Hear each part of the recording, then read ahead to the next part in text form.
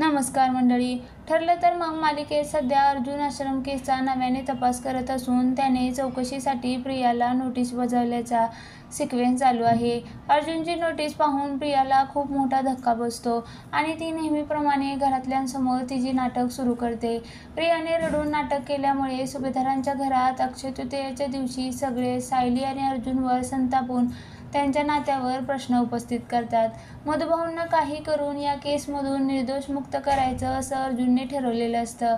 आता यासाठी आश्रम केसचा तो नव्याने तपास करत आहे. या दरम्यान अर्जुनच्या हाती मोठा पुरावा लागला आहे. तो विलासचा पोस्टमॉर्टम रिपोर्ट चेक करतो. यामध्ये मृत्यूची वेळ रात्रीची 8:30 वाजताची लिहिलेली असते. विलासच्या फोनवरून मधुभाऊंपासून माझ्या जीवाला धोका आहे असा मेसेज आलेला असतो. हा मेसेज नेमका 8:30 नंतरचा असतो. आता हा मेसेज विलासच्या मृत्यूनंतर कोणी केलाय असा विचार अर्जुन करत असतो.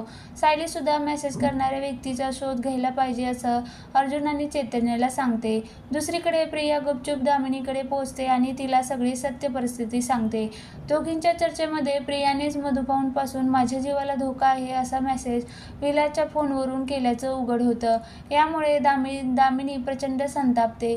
ती प्रियाला म्हणते, अगं मूर्ख मुली, विलास मेला आधी, तू मेसेज नंतर केलाय. प्रियाचा खुलासा ऐकून दामिनी डोक्यावर हात मारते. इकडे अर्जुन काही करून त्या मेसेज करणाऱ्या व्यक्तीला शोधायचं म्हणजेच मधुभाऊ या केसमधून सुटतील असं बायकोला सांगत असतो.